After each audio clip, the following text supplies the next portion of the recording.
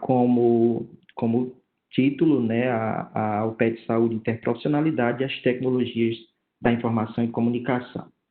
E aí a gente tem dois convidados aqui, são dois convidados muito importantes, muito especiais para a gente, que é o professor Mário Luiz Cesaretti, que é biomédico, né, da Unifesp e do Núcleo Assessor de Tecnologia Educacional, da Prograde, da Faculdade de Ciências Médicas e da Saúde da PUC São Paulo. E o professor Mário, ele tem uma discussão muito forte na área das tecnologias em saúde, e aí ele vai aqui nos presentear, né, com essa discussão e com esse debate.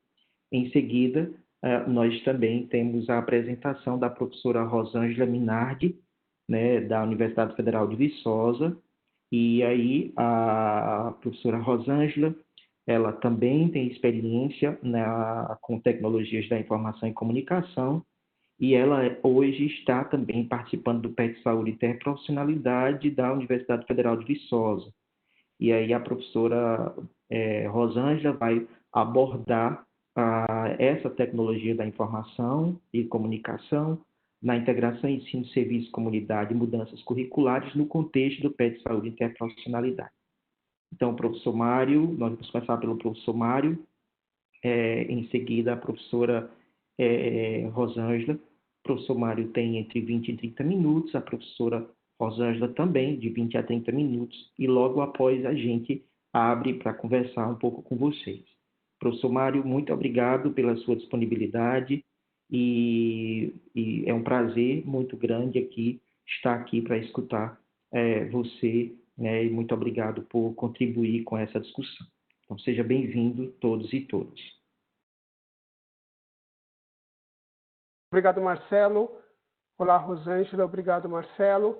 Então, vamos começar. Então, eu já agradeço o Marcelo por ter me convidado. Eu agradeço muito. E vamos começar. Então, eu sou Mário e eu trabalho na PUC São Paulo como docente. E a gente está trabalhando com ambiente remoto. Você passa o próximo para mim?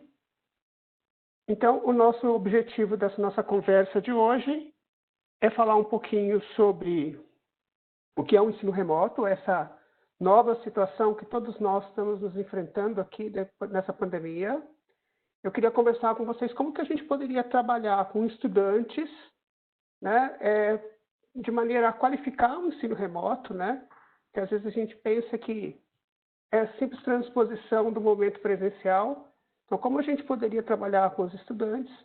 E eu vou apresentar para vocês algumas ferramentas, a gente não vai ter no tempo, mas eu vou mostrar para vocês que a gente pode fazer com que o estudante colabore num ambiente virtual. Então, a ideia é a gente conversar um pouquinho de tecnologia e depois a Rosângela vai falar no PET tudo direitinho para vocês. Próximo, por favor. Então, eu queria, antes de contar para vocês, o que foi feito na PUC. Né? Eu acho que aqui é uma coisa que vai impactar. A PUC, no dia 17 de março, a PUC fechou. Né? O campus da PUC, todos os campos da PUC se fecharam. São os 3 campos, um campus em São Paulo, um campus grande em São Paulo, um campus de ciências exatas menor também em São Paulo e um campus de medicina em Sorocaba. A PUC fechou e a gente capacitou os docentes rapidamente. A ideia foi capacitar em 1 ou 2 semanas para que os professores dessem aula no ambiente remoto.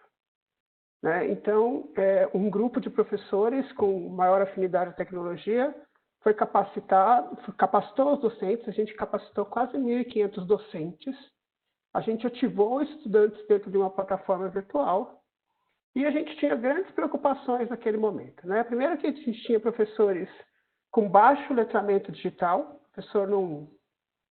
muitos professores às vezes mal conseguiam passar o e-mail. A gente procurou trabalhar em grupos pequenos para dar suporte para esses professores, ter uma abordagem muito empática. E a gente também teve uma preocupação com o estudante. Então, a gente a gente forneceu para os estudantes equipamento. Então, os estudantes, 200 estudantes ganharam um equipamento da mantenedora e alguns estudantes também ganharam chips de internet, né? A mantenedora forneceu, alugou e cedeu para esses estudantes. Então, a primeira fase desse grande processo foi fazer com que os professores conseguissem ir para o ambiente remoto e os estudantes conseguissem assistir às aulas no ambiente remoto. O seguinte, por favor. Mas, por favor, o próximo. Mas qual era a nossa segunda preocupação, né? O que aconteceu foi que os professores passaram a dar aula, em vez de dar aula na sala de aula, ele começou a continuar a dar aula igual que estava dando na sala de aula. Então, a gente continuava tendo aquele ensino tradicional dentro da sala de aula. Então, a nossa segunda etapa, que depois que todo mundo estava funcionando, foi uma etapa em que a gente conseguisse que os professores utilizassem estratégias de metodologias ativas para qualificar esse processo de ensino remoto. Então, a segunda fase da gente foi qualificar esse processo de ensino remoto. Posso passar o seguinte. Como que a gente fez isso? Passa o seguinte, por favor.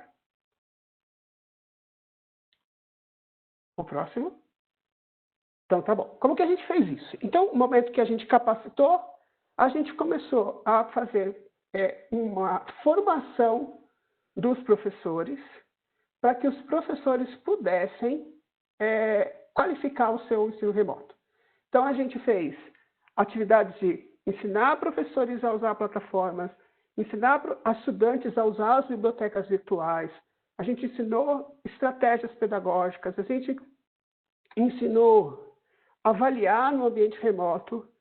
Então, tudo isso foi feito para qualificar essa parte do ensino remoto. A seguinte, por favor.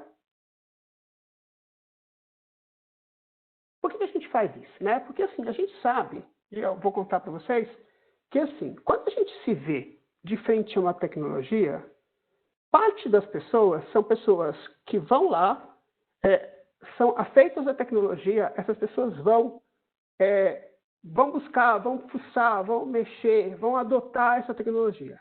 Mas a gente tem um abismo entre essas pessoas que são altamente afeitas à tecnologia com o resto das pessoas. Existe esse abismo aqui, né, que está marcado aqui na nossa curva. E quando a gente consegue vencer esse abismo, as pessoas passam a usar a tecnologia. Por isso que a gente acha que quando a gente sair desse momento remoto, grande parte dos nossos professores passarão a usar a tecnologia no seu dia a dia. Tá bom? E aí, o próximo, por favor.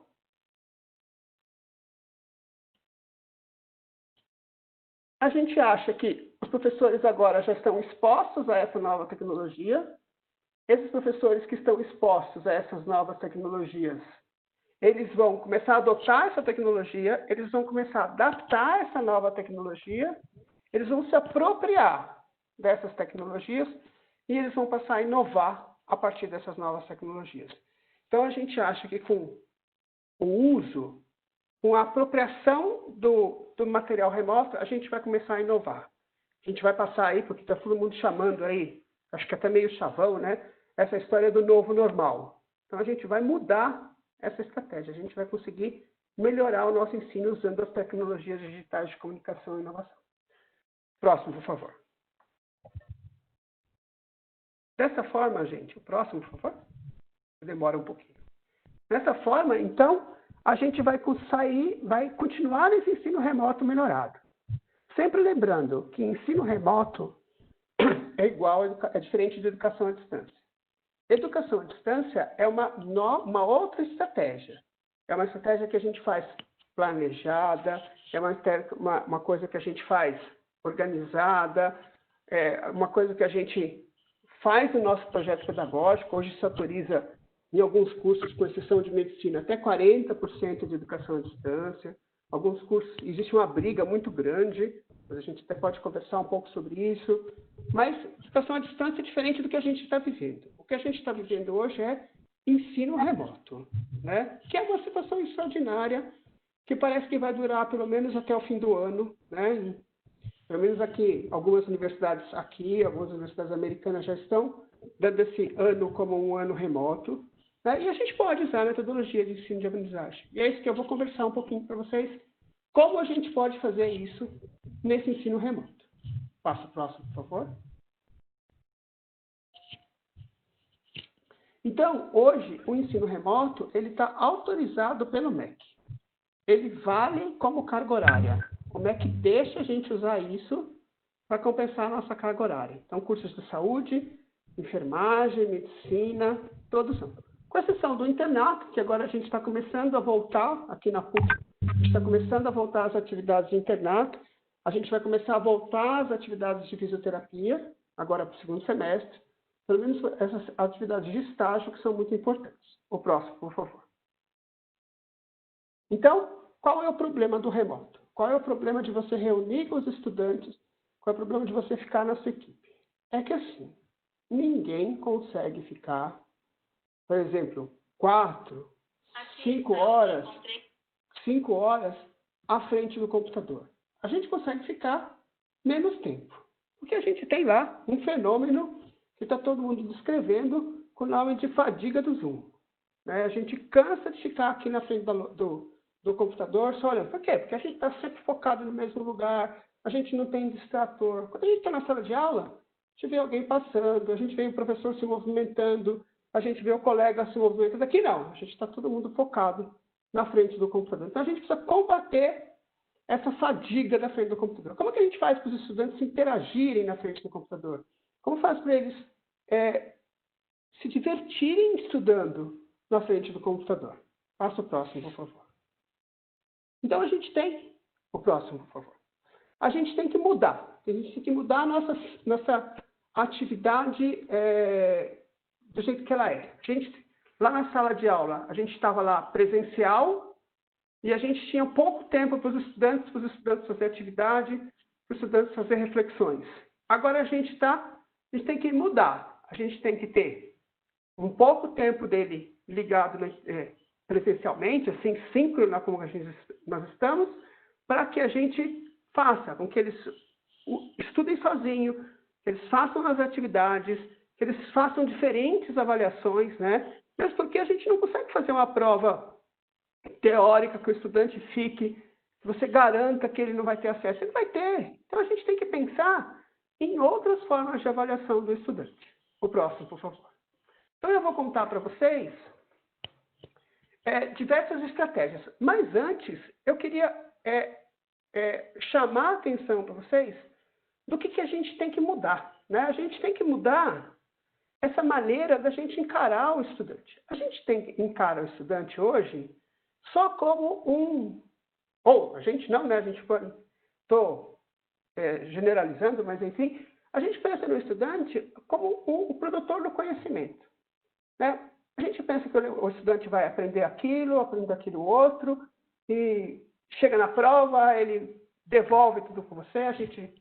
Paulo Freire chama isso de educação bancária, né? A gente deposita no estudante e retira de novo.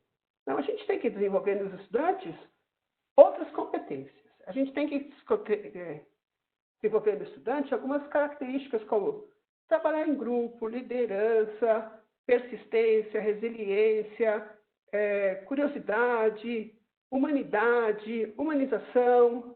Então, tudo isso a gente tem que fazer com o estudante. Como a gente desenvolve isso? Né? A gente desenvolve isso dentro da sala de aula?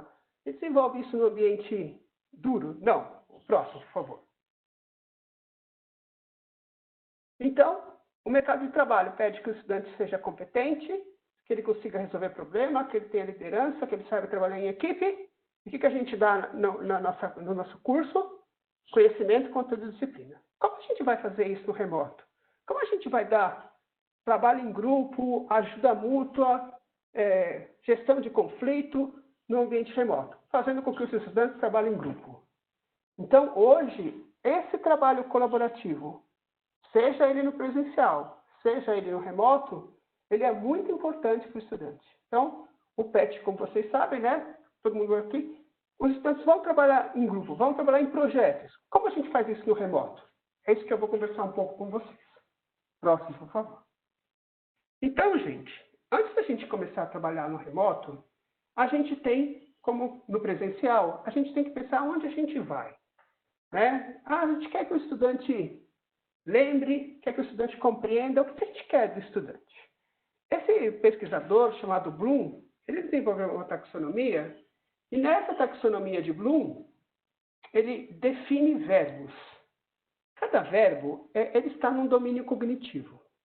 Então, por exemplo, lembrar é um domínio cognitivo bem baixinho. Então, o estudante eu posso pedir para quais são as cores da bandeira? Está aí, no lembrar. O que quer dizer cada uma das coisas da bandeira? Está aí no compreender. Mas ele pode passar para domínios cognitivos mais altos. E onde a gente quer trabalhar quando a gente trabalha em projeto? Onde a gente quer trabalhar em equipe? A gente quer lá em cima. A gente quer que os estudantes possam analisar, que os estudantes possam avaliar, que eles possam criar estratégias para resolver problemas. Então, tudo isso que a gente quer está lá em cima da pirâmide. E como a gente faz isso no remoto? Como a gente faz isso usando as tecnologias digitais de comunicação e informação? Passa o próximo para mim, por favor. Então, eu tenho várias coisas. Então, vamos pensar aqui como é que a gente poderia fazer isso no remoto. Então, vamos lá no analisar, no avaliar e no criar. Como eu poderia fazer isso no remoto? Eu poderia pedir para os estudantes criar um mapa mental. Depois eu vou mostrar para vocês o que é um mapa mental. Eu podia pedir para ele criar um vídeo. Eu podia pedir para ele criar um podcast. Marcelo, podcast. Ele poderia construir aplicativos. Ele poderia criar um jogo virtual. E várias coisas ele pode fazer no ambiente remoto. Vamos tentar fazer isso? Vamos pensar como a gente poderia criar isso e em que plataforma. Então, a gente tem diversas plataformas disponíveis. Muitas delas elas têm uma limitação, mas muitas delas são gratuitas e a gente pode utilizar. Vamos conversar um pouco sobre elas? Vamos? Próximo, por favor. Então, está aqui, ó. Então, a partir do Bloom, a gente vai usar esses verbos aqui. Então, aqui tem como eu posso fazer e qual verbo eu posso usar. Vamos pensar num verbo grandão lá, de criação. Esse que está aqui embaixo, ó, embaixo de aprendizagem. Eu poderia pedir para ele filmar, eu podia pedir para ele construir um blog, eu podia fazer um podcast, como eu disse para vocês. Eu podia pedir para o estudante criar um wiki. Vamos conversar, vamos passar cada um. Passa o próximo, por favor. Para a gente poder dar tempo da gente conversar tudo. Então, olha, eu tenho um montão de aplicativos. Então, a gente tem que poder usar alguns que eu vou falar aqui com vocês. De novo, ó, se vocês olharem nessa roda, aqui partindo do centro, né? Eu tenho aqui os verbos, ó, e lá em cima estão os verbos. Eu já deixei essa apresentação com o Marcelo, depois ele pode passar para vocês, tá bom? Passa o próximo, por favor.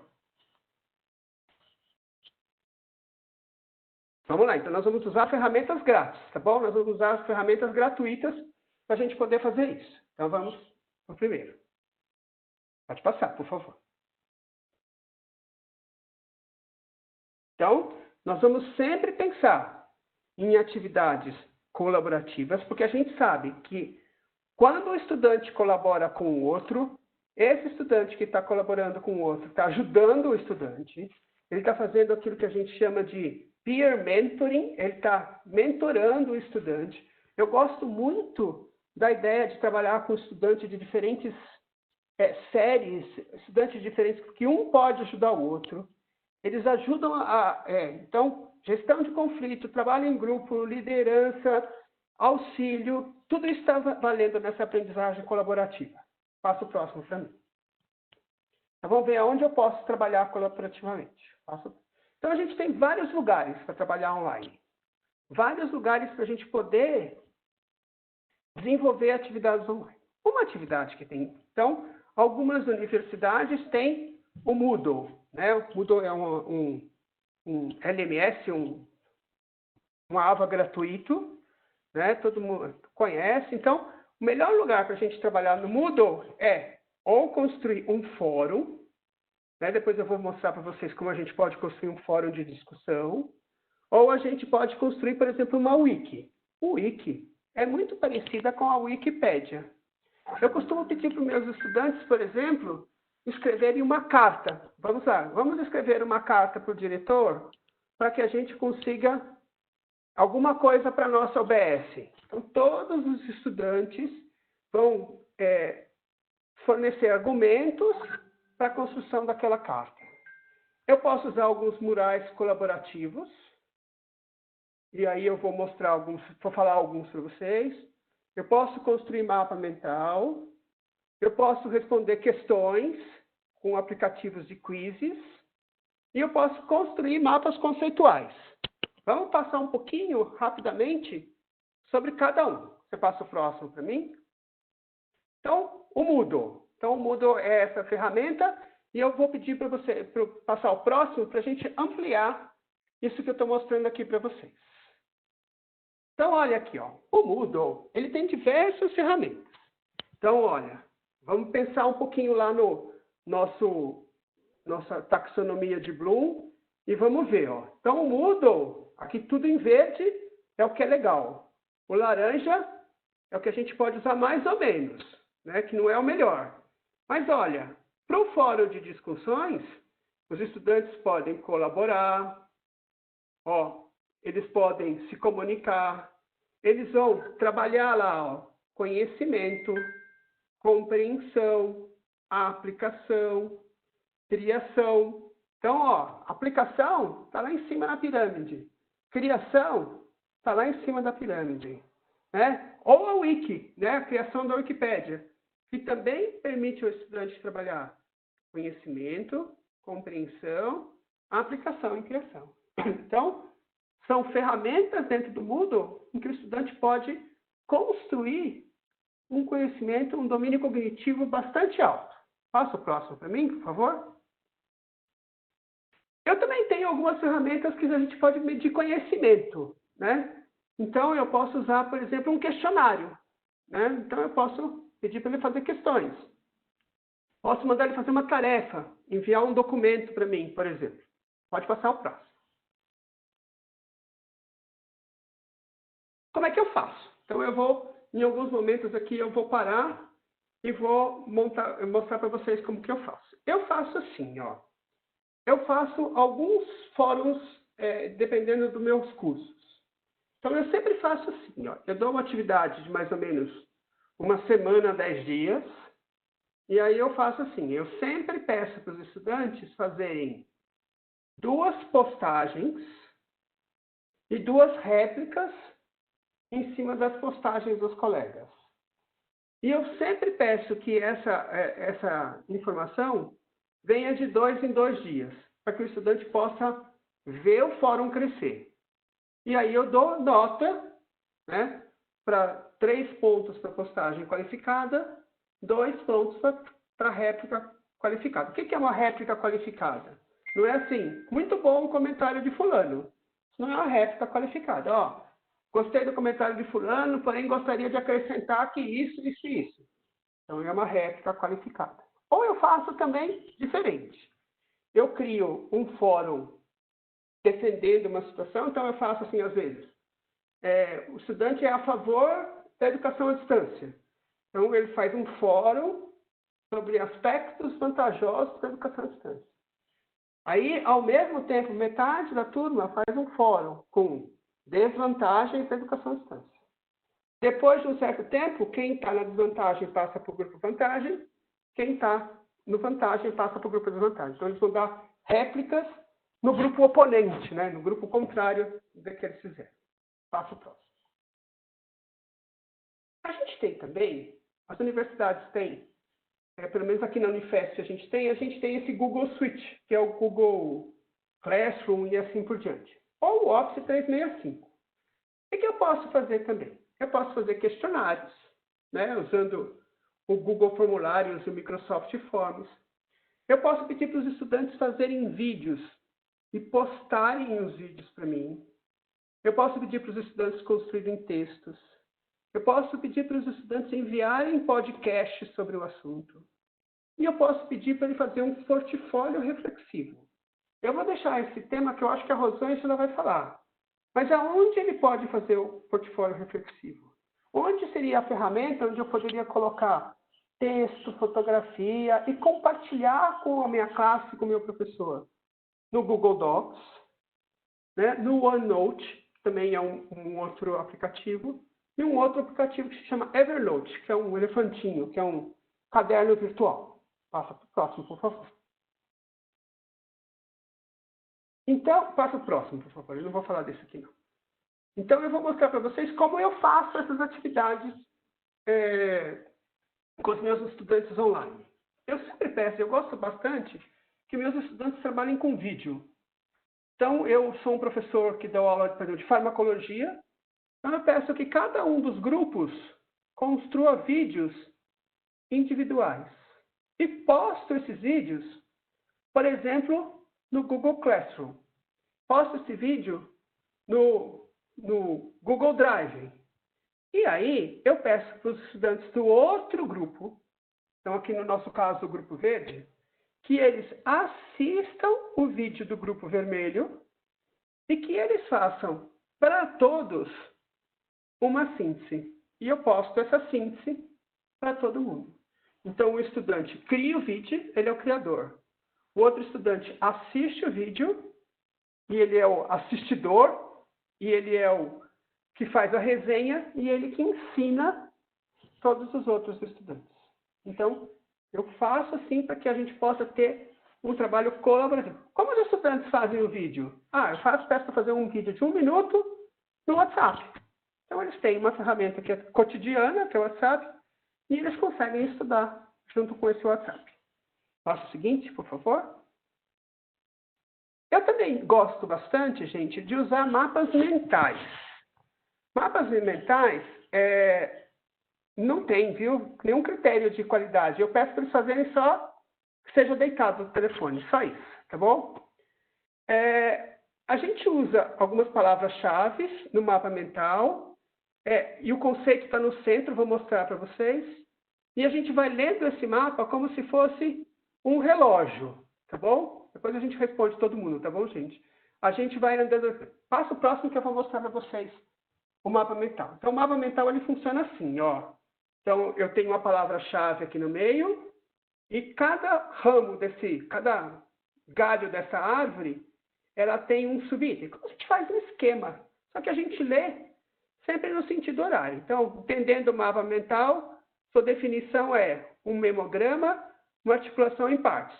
E aí, geralmente, é bem colorido, porque tem um aspecto de leitura visual. A gente tem... Passa o próximo para mim. Passa o próximo para mim.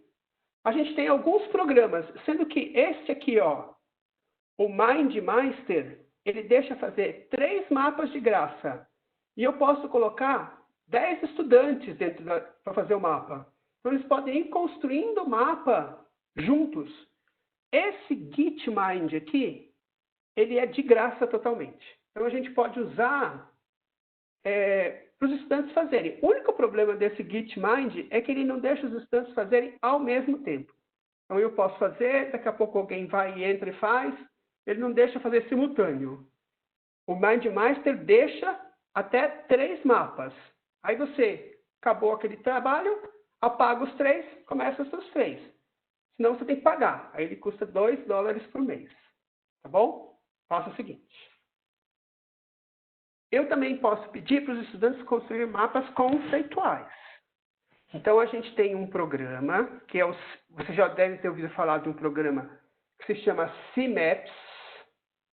E esse CMAPS, ele tem um CMAPS na nuvem. Então, eu consigo compartilhar, os estudantes conseguem construir mapas conceituais, que são mapas diferentes, na nuvem. Então, eu também posso pedir para os estudantes colaborarem na nuvem. O próximo, por favor. E também tem, gente, algumas ferramentas que são as ferramentas do tipo que a gente chama de murais. Então, tem vários murais. Tem este aqui que se chama Padlet. Ele é bem bonitinho. Passa o seguinte para mim, para a gente mostrar para vocês. Então, eu posso organizar murais das diferentes formas, tá vendo, gente? Ó, eu posso fazer linhas do tempo, eu posso fazer murais arrumadinhos, eu posso pedir para os estudantes entrarem todos na mesma sala e construírem um diagrama para mim. Então, esse Padlet, eu posso pedir para os estudantes colocarem dentro dessas caixinhas links, fotos, arquivos de áudio. Então, eles podem fazer várias coisas dentro do mesmo ambiente. Existe um outro, muito parecido com esse, não tem tanto potencial, que se chama Jamboard, que é do Google. É Jamboard. E também, todos têm aplicativos para celular, a gente pode fazer. Então, se eu quero fazer um brainstorming com estudantes todos ao mesmo tempo dentro dessa sala, eu posso usar uma ferramenta dessa. Bom, isso é legal. Próximo, por favor. E eu posso, por fim, gente, não sei se é tão interessante para vocês, que é usar quiz. Usar programas de quiz. Esses programas de quiz, eu posso acessar, eu crio um questionário, né? E no momento que eu crio o questionário, eu lanço esse questionário para o estudante. Eu tenho mais experiência com esse, chama-se Socrative. E esse Socrative, eu posso criar o questionário e deixar para o meu estudante fazer, por exemplo, nas próximas 24 horas. E ele vai lá com o telefone celular dele e faz o questionário. O único problema desse Socrative é que ele é limitado, como eu disse. Tem uma coisa que é gratuita, que até 50 alunos podem responder ao questionário. E você só pode ter um questionário lançado por vez. Então, no máximo 50. Senão ele vai custar $75, né? Então, já é mais caro, né? Faça o próximo, por favor. E a gente pode trabalhar em projeto, né? Então, a gente tem várias plataformas hoje, né? A gente pode pedir para o estudante trabalhar com um projeto dentro de uma dessas plataformas do tipo Google Meet, né? Que é gratuita, todo mundo tem acesso, né? Até 200 pessoas dentro do Google Meet. E a gente sabe que o projeto ele pode ser trabalhado em qualquer ambiente. Posso usar ferramentas de brainstorming? Posso usar, por exemplo, pego o Google Meet, compartilho a minha tela, compartilho com os estudantes, trabalho no Padlet, trabalho em qualquer uma dessas ferramentas que eu falei para vocês. Próximo. Por favor. E a gente pode trabalhar em equipe. Não vou discutir a aprendizagem baseada em equipe, mas é uma outra estratégia que a gente pode usar. Próximo. E mais um, tá bom? Pode passar mais um. E como a gente tem feito lá na PUC, né? Então, hoje, a PUC trabalha... É o meu penúltimo, tá, Marcelo? A PUC trabalha hoje com PBL, né? Aprendizagem baseada em problemas. Então, a gente tem trabalhado numa plataforma que é o Teams, né, que é uma plataforma da Microsoft, e tem feito todas as tutorias dentro desse Teams. A gente também tem atividades de TBL, essa é a última estratégia que eu contei para vocês, também dentro do Teams. A gente usa um outro programa lá também. E a gente tem a discussão dos casos, a discussão das atividades, a gente tem feito sempre dentro dessa plataforma. A gente ainda não tem. A gente está numa coisa incipiente de volta, né, principalmente do nosso internato e do curso de enfermagem, né, que a gente só tem esses 2 cursos lá, as atividades práticas. Então, a Pró-Reitoria de Graduação, a coordenação dos cursos, estão estruturando essa volta, cedendo EPIs para os estudantes, para a gente voltar. Tá? Passa o próximo para mim. Eu acho que esse foi meu último. É isso aí. Então, essa aqui é lá onde fica a minha sala perdida lá, né? A gente tem o nosso campus de São Paulo, era um convento das Carmelitas. Então, a gente tem essa coisa bem europeia de ter esse pátio, né? O nosso pátio da Cruz. E a minha janela está ali, atrás da mangueira. Faz 4 meses que eu não vou lá, já estou com saudade. Muito obrigado a todos vocês. Obrigado, Marcelo. Acho que eu cumpri o meu tempo. Rosângela, sua vez. Obrigado, professor Mário. Uma apresentação muito boa, com muitas ideias, né? Muitos comentários aqui no bate-papo, né? De que traz muitas ideias e que o material é muito bom. Então, muito obrigado pela por compartilhar, né, conosco. Eu acho que traz muita coisa boa e muitas ideias para a gente trabalhar nesse momento as ações do PET Saúde Interprofissionalidade. Vamos agora, e aí a gente vai discutir aqui um pouquinho, talvez nós vamos passar a fala, tentar aqui ver se a professora Rosângela, nós estamos com alguns problemas aqui, mas acho que nós vamos conseguir resolver. Se a gente não conseguir, a gente abre um pouquinho o debate com o professor Mário antes daí da professora Rosângela. Pode ser assim, professora Rosângela, tente falar para ver se o microfone já está funcionando. Pode falar, professora.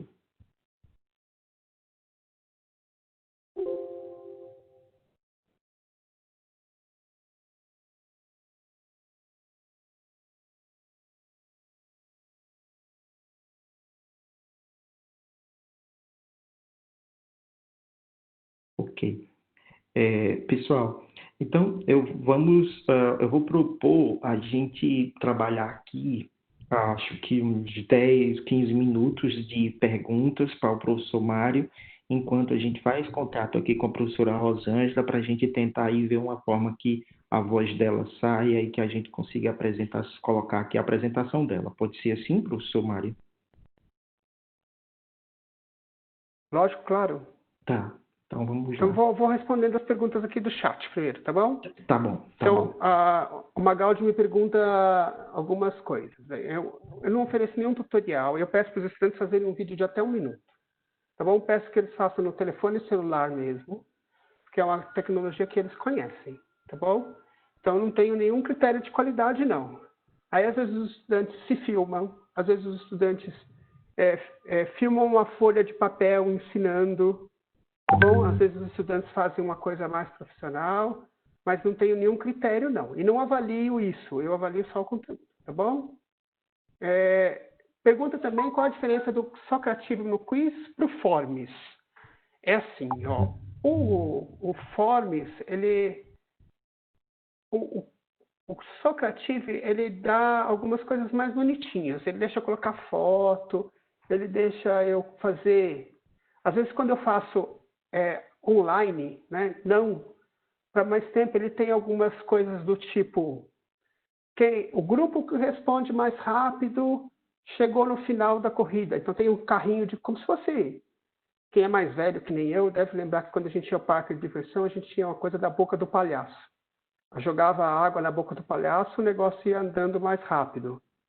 E aí é assim, os estudantes vão respondendo e a coisa vai andando mais rápido. Então, tem uma coisa de jogar, para divertir um pouco do momento do momento presencial, né? Para quebrar um pouco a coisa. Então, às vezes também, viu, Magaldi, eu faço o seguinte, eu coloco o quiz antes, o quiz depois, né? O mesmo quiz, para ver o quanto eles conseguiram ganhar antes, conseguir ganhar depois. Tá bom? Eu gosto também bastante das ideias de mapa. Tá bom? Deixa eu ver. Vocês veem o debate do artigo do perfil da... Olha, eu não fiz essa discussão com vocês, mas eu gostaria de fazer uma coisa com vocês. Né? É assim, a gente tem um grande problema, né? E eu acho que a gente precisa ter duas preocupações. A primeira preocupação que a gente deve ter é uma preocupação institucional. Né? A instituição tem que favorecer. Né? Então, não adianta, por exemplo, eu trabalho na Unifesp e a gente vê que na Unifesp a gente tem muitos estudantes, que 45% dos estudantes têm dificuldades de ter acesso. Então, a gente tem que pensar, fazer como algumas universidades fizeram. Unicamp, todos nós. A gente tem que fazer uma coisa. A gente não teve muito problema, mas a gente vê que existem alguns professores que têm preocupações com direitos autorais, essas coisas todas. Sim, tem. Tem professores. A gente tem uma preocupação na PUC que é de deixar a aula gravada. Né? Alguns professores não deixam, alguns professores veem com isso um cerceamento de direito autoral. Por outro lado, a gente também pensa por esse lado. Se eu não deixar a aula gravada, alguns estudantes que não conseguiram ter acesso naquele momento também não vão conseguir ter a aula. Então, a gente tem um dilema que a gente deve resolver aí quando a gente fala em remoto. Tá bom? O Socrative não é parecido com o Kahoot? Eu acho o Kahoot mais lúdico, porque ele é mais coloridinho, mais coisa. O Socrative ele é mais sério e assim, eles são muito parecidos, mas eu acho ele mais sério. Se eu quero fazer uma coisa mais lúdica, eu posso fazer com o Kahoot, tá bom? Como avaliar tantos trabalhos? É difícil, viu? Eu tenho ficado muito tempo sentado na coisa. Permite atribuir nota quebrada? Não sei. Eu acho que sim, viu? Ele gera um arquivo Excel depois, no final da coisa, tá bom? E você faz TBL na prática, sim, viu, Rubia? Existe um aplicativo que se chama TBL Active. Dá uma olhada, gratuito também, viu? Você faz tanto a fase individual, do estudante atribuir os pontos, como na fase em grupo, remotamente. Tá bom? Você consegue fazer. Aí depois tem o quê? Eles estão em grupo, né? Depois eles estão em grupo, depois eles fazem aquela parte de grupo. Então, essas duas fases iniciais, da prova individual e da prova em grupo, eu consigo fazer remoto com esse aplicativo, TBL Active. Coloca no Google que você vai ver, tá bom? Então, por isso que eu peço 1 minuto, viu, Silvia? Por causa do tamanho do arquivo. É por isso que eu faço isso. Tá? Mas o Moodle deixa pegar um vídeo de 1 minuto, tá bom? Olha, Paula, eu não sou docente na Unicesp. O meu único vínculo, eu sou biomédico, eu sou um TAI na Unicesp. Eu tenho alunos na pós-graduação, porque eu sou do programa de pós-graduação em nefrologia, e eu tenho andado com eles hoje 2 disciplinas dentro da pós-graduação. Eu tenho uma disciplina de fisiologia renal, que é ensino à distância, e eu estou andando uma disciplina que chama-se Estratégias Pedagógicas no Ensino Superior, que ela é remota, mas ela é remota, né, pelo Google Meet, e eu trabalho online com eles, tá bom? Eu vi o congresso, bastante coisa bacana, né? Eu tenho acompanhado, sim, o congresso. Então, avaliação, sim, processual, viu? Ela tem que ser formativa, coisa. Por isso que a gente tem que pensar na flexibilidade dos trabalhos, viu, Tatiana, perdão. Eu sempre penso na flexibilidade dos trabalhos. A gente tem que ter uma grande tolerância quanto a isso. Eu acho que é uma dificuldade para muitos estudantes. Eu acho que eu respondi quase tudo. Vamos ver se eu respondi mais. Pode colocar aqui no chat, que eu estou aqui olhando aqui. Deixa eu ver se apareceu mais pergunta aqui. Gostaria de receber treinamento. Sim. A gente fez também, Maria Helena, alguns treinamentos individualizados. Tá? Então, a gente fez, no primeiro momento, um treinamento para a comunidade PUC inteira, mas depois a gente fez treinamentos individualizados para alguns cursos que pediram.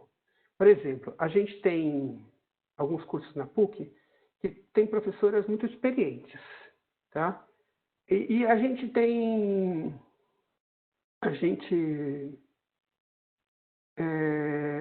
fez especial. Então, a gente chegou, foi um dos professores, geralmente vou lá, falo bem devagarinho, a gente faz bem mão na massa, e assim, ao final do período, a gente fez uma avaliação do tipo, como os estudantes viram, e os estudantes conseguiram aprovar esse tipo de treinamento. Então, foi bastante difícil, e foi um trabalho grosso no primeiro momento, um trabalho fino no segundo momento, para a gente poder trabalhar. Tá bom? Tá bom? Se todos os alunos receberam, a gente fez sim um trabalho junto com os alunos. Tá bom? Os docentes estão sendo treinados nas ferramentas. A gente está começando mais esse trabalho fino, tá bom? De trabalhar as ferramentas. Agora, quando a gente volta, a gente vai fazer de novo esse processo agora de trabalhar nas ferramentas individualizadas. Mas a gente tem o que a gente fez agora é criar um grupo de professores, tentar criar uma comunidade de aprendizagem para que esses processos sejam replicados dentro dos cursos. Tá bom? Foi a Lana da Unifesp. Se todos os docentes já vi isso, tá? Olha, Ângela, ficou... A gente pede para gravar, mas a gente dá a liberdade de cátedra para o professor não gravar. Tá bom? A gente sugere que o professor grave por causa do... A gente não pode obrigar o professor a fazer a coisa, mas a gente pede. Não, a gente trabalha... na minha... Você já trabalhou o TBL em outra plataforma sem ser o Teams? Já. Eu uso esse TBL Active, esse programinha que eu falei para vocês, e eu trabalho com o Google Meet, tá bom? Porque é o que a Unifesp me dá, tá bom? Eu estou falando aí todas as questões. Gostaria de acompanhamento dos docentes, estudantes. Oficinas de docentes permanentes, sim. Elas têm sido constantes, sim. Elas têm sido bem constantes na PUC, essas oficinas. A Unifesp, que agora está voltando, também tem feito um trabalho bastante interessante. Existe uma professora, a professora Paula, a professora Rita, que é a professora responsável pelo desenvolvimento docente, e essas duas professoras têm capitaneado as oficinas. Fizeram alguns cursos de formação no Moodle, tá bom? Isso mesmo. Não, esse ARP, o TBL Active, ele serve para fazer as fases da preparação individual do TBL e a fase de resposta em grupo, tá bom? E aí se faz remoto. Aquela discussão de tirar o papelzinho, né, do TBL, ela faz essas duas fases. O resto você tem que fazer em uma plataforma de comunicação. Pode ser o Teams, pode ser o Google Meet, tá bom? Tem estudante que tem muita dificuldade de aprender, o estudante de mais idade não vai aprender, pronto. É difícil, viu, Érica? A gente tem que fazer esse trabalho. Viu, Érica, vou contar uma coisa para você. Eu acredito que se a gente fizer um trabalho muito próximo, um trabalho empático, a gente consiga. Bom, só para você ter ideia, alguns cursos, como eu estava falando do curso de serviço social da PUC, eles foram muito bem avaliados. E só para você ter ideia, Érica, se voltar hoje, a gente não tem professor, porque todas são do grupo de risco. Tá bom? Existe uma forma de treinamento, são todos remotos, e a gente tem trabalhado, às vezes, com pequenos cursos, pequenos grupos, e não grandes grupos. Tá bom?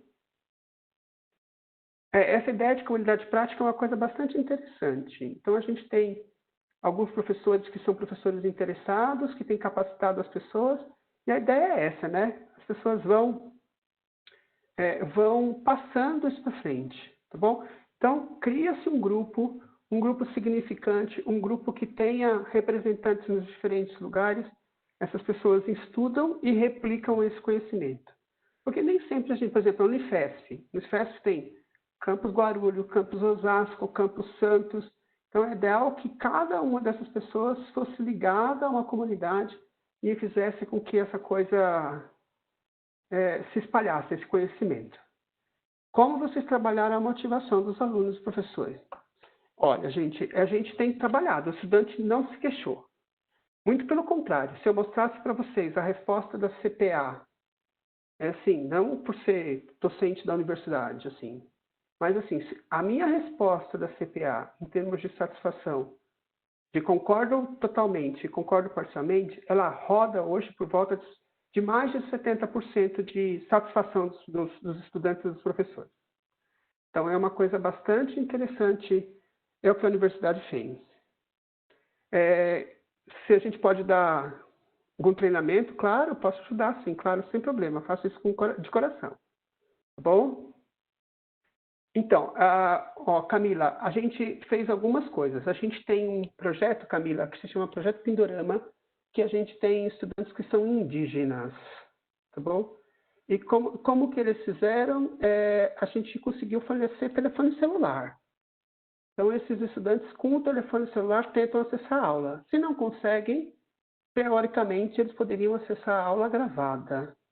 Tá bom? Sim, a gente tem o caso dos estudantes. A gente também tem alguns estudantes em comunidades quilombolas. Tá bom?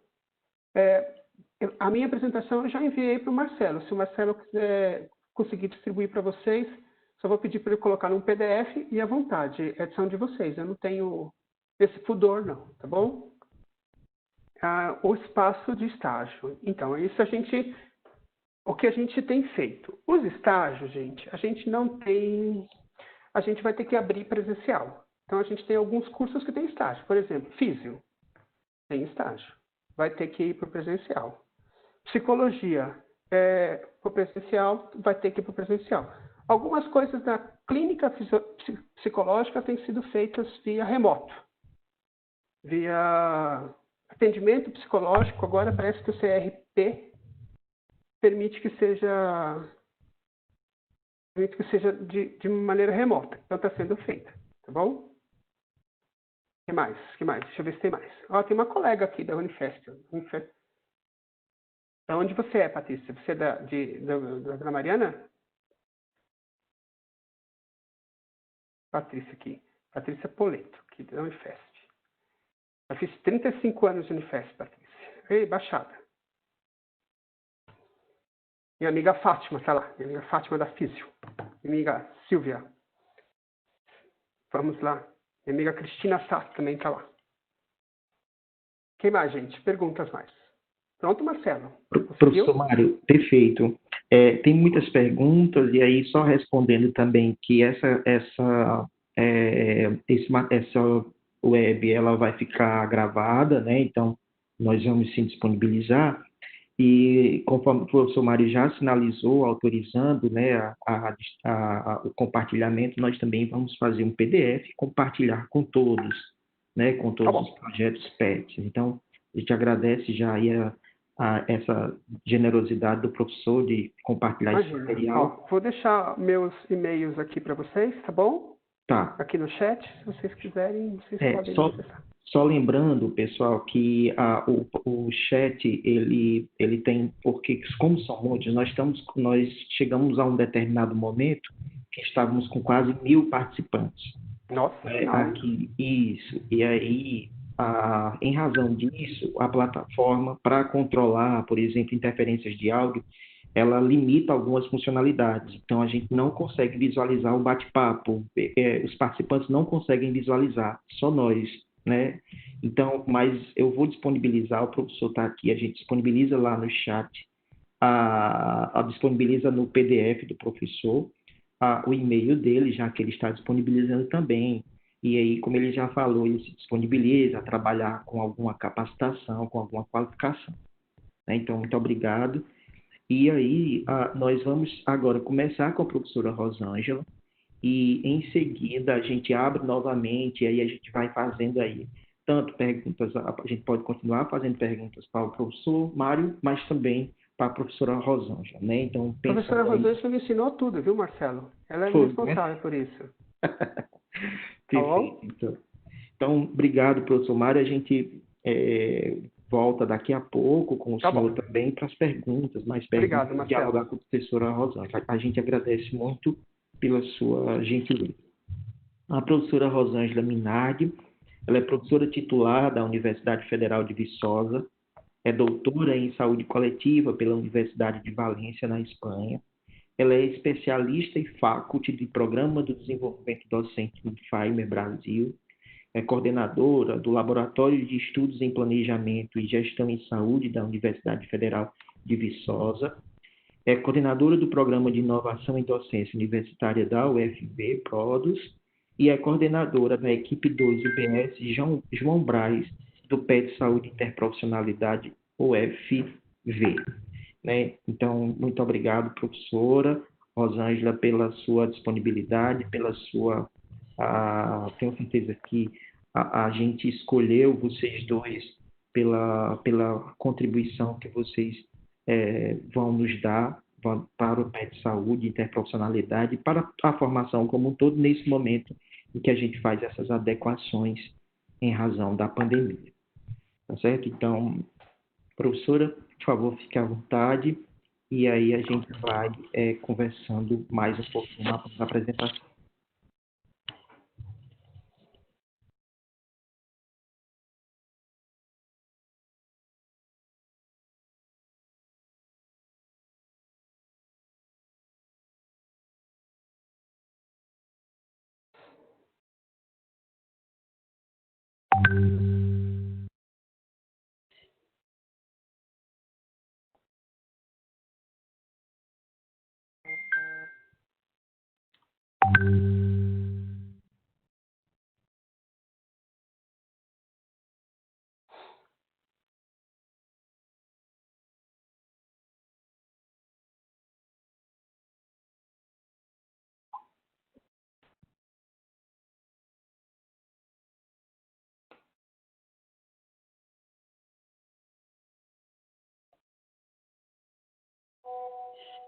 Boa noite, vocês estão me ouvindo agora?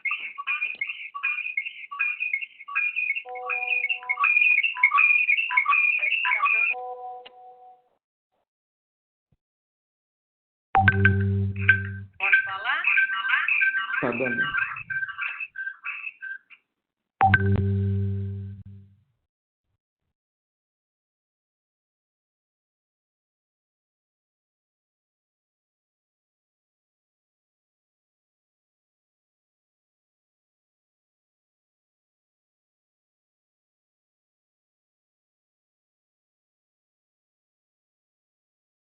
Pode falar.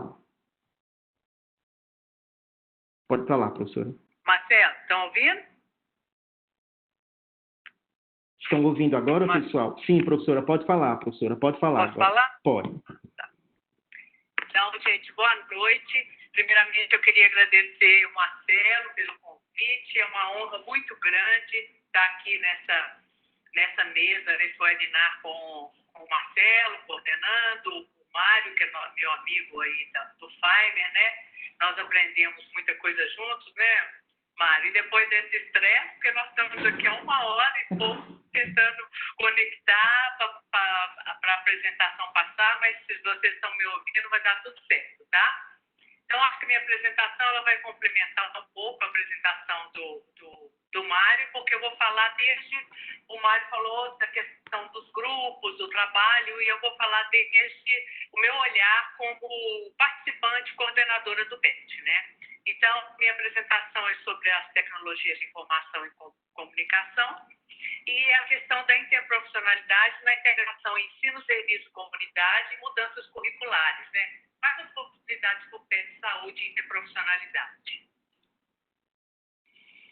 Nós tínhamos aqui, gente, uma situação, né, até março de 2020, que a gente chama, né, do velho normal, né, onde a gente tinha o nosso trabalho do PET, tanto dentro da universidade, nas nossas reuniões, para poder articular o nosso trabalho, quanto também no contexto do SUS, da Estratégia de Saúde da Família, o nosso trabalho aí no território da Estratégia de Saúde da Família, com os profissionais, e de repente, né, o que acontece? Né? Vem aí esse que eles estão chamando de novo normal, mas que de normal não tem nada, né? O coronavírus.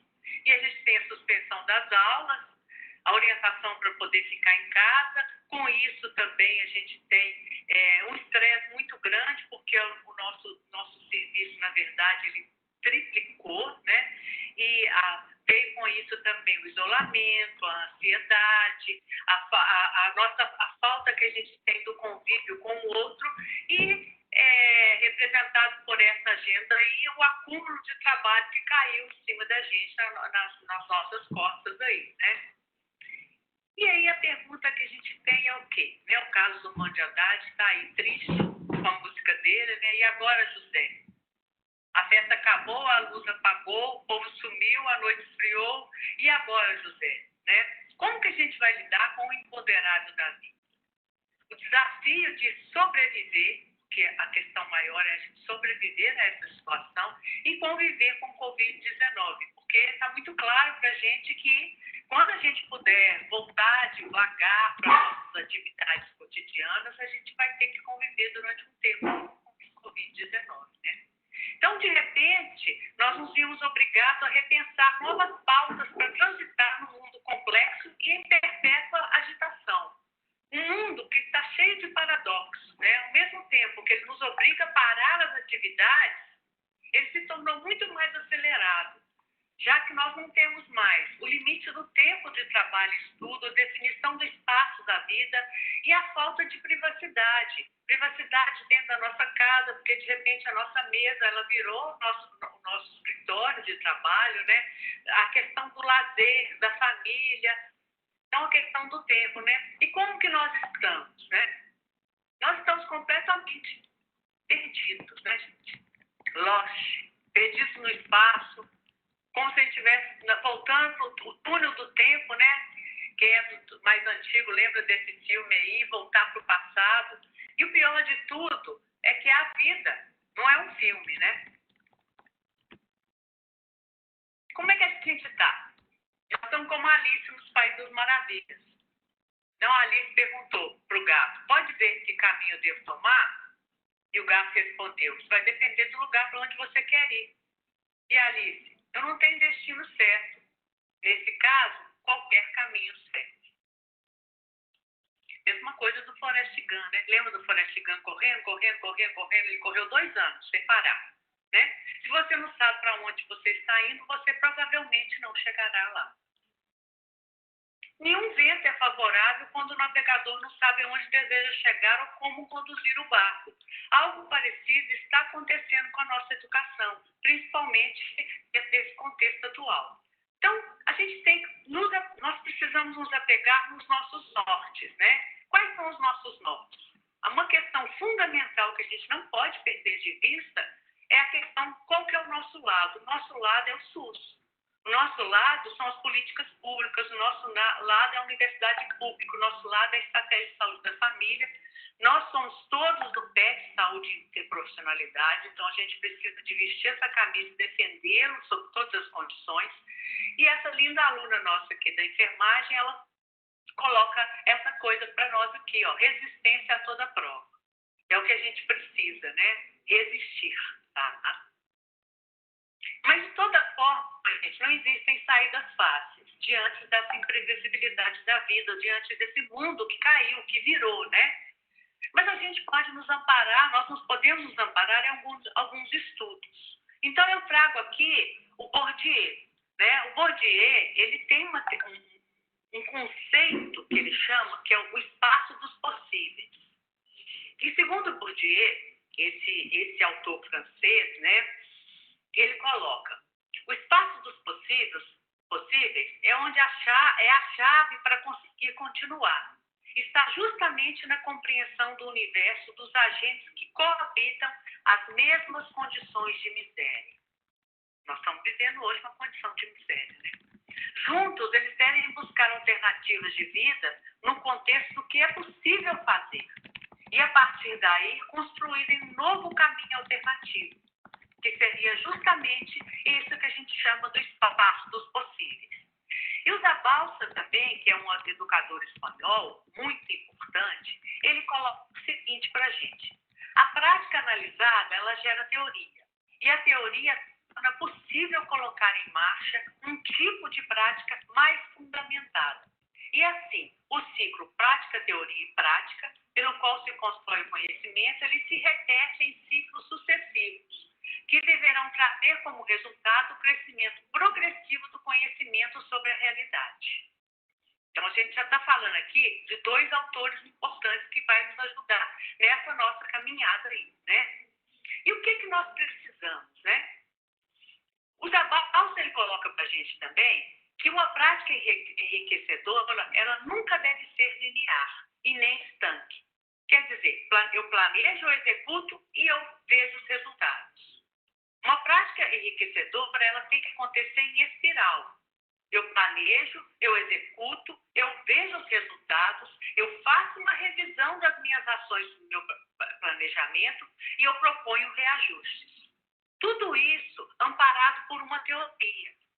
Então, a cada novo planejamento, ele gera um novo processo, mas sempre partindo da revisão da fase anterior. Trata-se de um tipo de conhecimento que se constrói sobre a prática, mas não só a partir da prática, em cima dela. Tá? E aí, a gente está falando de resgate de alguns estudos. Então, a partir de 2012, a Unesco, ela traz para a gente 2 conceitos importantes, que é do hard skill e do soft skill. O hard skill pode comprovar com diplomas, certificados, cursos. É um aprendizado que pode ser demonstrado em aspectos físicos ou tangíveis. E o soft skill, ele trata das habilidades gerais, chamadas de habilidades intangíveis, que um profissional ele possui. Ela é demonstrada pela convivência diária. Ela não pode ser avaliada pela certificação, por uma prova teórica. Entre elas, a gente tem a comunicação, a automotivação, a liderança, a responsabilidade, o trabalho em equipe, a capacidade de problematizar, a capacidade de resolver conflitos, a capacidade de administrar uma situação difícil. Tá? E ainda dentro do soft skill, a gente traz as competências gerais nacionais para um currículo de alta qualidade, que é conhecimento, pensamento científico, crítico e criativo, senso estético, comunicação, capacidade de argumentação, cultura digital, autogestão, autoconhecimento e autocuidado, empatia e cooperação e autonomia. Então, prestem atenção que a gente está falando de tudo que tem a ver com esse momento atual e como que a gente vai fazer para lidar com essas adversidades, né? Então, pensando dentro da interprofissionalidade, né, do PET Saúde e Interprofissionalidade, a gente vai trazer algumas dicas importantes, tá? Então, para aprender a prever e enfrentar os novos problemas, analisá-los de forma sistemática, idealizando soluções alternativas, é preciso, primeiro, criar uma cultura de diálogo e de negociação constante com a equipe. Isso é muito importante. E aí entra a questão do líder, tá? Dos líderes que a equipe tem. De identificar o momento que a equipe está, e muitas vezes a gente precisa, mesmo que a gente tenha uma pauta para trabalhar naquele dia, naquela reunião, naquele momento, às vezes a gente precisa dar um break, parar essa pauta e ouvir a equipe, negociar, refazer o nosso pacto, replanejar. Então, rever os objetivos do projeto do PET diante dessa nova situação imposta pelo Covid-19 e adaptá-los, readaptá-los, transformá-los, recriá-los, sempre pensando numa forma de trabalho compartilhada com a equipe, tá? Para que a gente tenha o sentimento de pertencimento. Esse artigo aí, da Medical Teacher, ele saiu agora em julho de 2020, tá? E ele trata justamente de uma questão muito importante. Ele traz para a gente que é necessário e possível a gente ter um currículo livre de palestra, que eles chamam. Um currículo que não seja baseado em aulas, livre de aulas do professor falando, o aluno aprendendo, memorizando. E ele coloca o seguinte: o aprendizado no trabalho interprofissional, ele deve ser por investigação e colaborativo. Quer dizer, investigação. Os estudantes, eles têm que estar a todo momento em situação de busca, de conhecimento, de ir para a literatura, de trazer questões novas e colaborativo. Ele também tem que ser autorregulado. Então, a gente tem que também trabalhar com os estudantes, com os nossos preceptores, a autonomia e a autorregulação, inclusive a autoavaliação. E o Mário colocou para a gente, né, o aprendizado ativo, as metodologias ativas, mas mais do que ativo, ele traz para a gente que um método ativo ele só dá certo se ele for engajado. Engajado quer dizer quando a gente se insere dentro dele, tá? Quando os alunos eles começam a entender e a participar, a ter motivação e a pegar esse método como se fosse dele também, tá? Então, são conceitos importantes para a gente pensar dentro da interprofissionalidade. E agora nós vamos trazer um pouquinho aqui algumas estratégias que são possíveis a partir da nossa experiência, tá? Do nosso lugar, do PET Interprofissionalidade na UFV. Então, todas essas imagens aqui são os nossos PETs, aqui é a nossa preceptora querida, do PET também. Então, como nós organizamos nosso processo de trabalho? Através de webs e reuniões para discutir sobre as atividades, planejamentos, os próximos próximos passos, mas sempre deixando na pauta os primeiros 15 minutos para a gente discutir sobre a nossa situação, né? Para a gente colocar o que a gente quiser, como é que está na nossa cidade, como que nós estamos, como é que está com a nossa família, tá? Webs reuniões para apresentação das atividades individuais e ou coletivas realizadas. Webs reuniões em pequenos grupos para desenvolver as atividades pactuadas. Nós temos trabalhado com oficinas de educação e saúde. A gente tem planejado as oficinas, mapas conceituais com construções coletivas. Nós temos trabalhado também com avaliação formativa e participação e ou organização de lives e webinars. Essas são as dicas que a gente tem usado. Nós usamos o Skype, o Zoom, Google Meet, usamos também o WhatsApp muito, usamos Semap Tools quando a gente trabalha ali, o Mário falou também, quando a gente trabalha com mapa conceitual. E nós trabalhamos também, usamos muito a nossa rede, né? As redes sociais. E nós temos na UFV uma plataforma virtual chamada PVAnet, onde a gente posta todas as nossas atividades. Aqui a gente tem um exemplo do nosso grupo 4 aqui, da UBS Silvestre, né? O foco deles de atuação é na puericultura e eles têm se capacitado sobre a partir da pandemia do Covid-19, produzindo diversos materiais educativos para as redes sociais. Então, aulas de Covid-19 para crianças e adultos, aulas de telesaúde, recomendações do Covid pelos conselhos profissionais e vários materiais educativos. Esse é um exemplo. Um outro exemplo é do PET também, PET da equipe 5, que é da unidade Barrinha São José. Eles produziram essa cartilha maravilhosa aí, com o objetivo de orientar a população em geral sobre como proteger os idosos do contato com a Covid-19. E a gente tem divulgado muito essa cartilha, até a minha mãe, que tem 80 e poucos anos também, a gente está usando para ela. É um trabalho muito bacana, tá? E o nosso PET que eu coordeno, 2, PET Saúde e Interprofissionalidade da UFD, o que a gente tem feito, né? Nós criamos páginas, nós não tínhamos o PET Saúde da UFD, não tinha página nas redes sociais, então a gente criou a página, né, no Instagram e no Facebook. A gente tem 2 alunas, a Fernanda e a Alana, que elas gerenciam essas páginas, e os alunos dos outros grupos também trabalham junto com elas. O objetivo é divulgar as atividades do PET, dar maior visibilidade ao PET Saúde, que isso é muito importante, e facilitar também o nosso diálogo.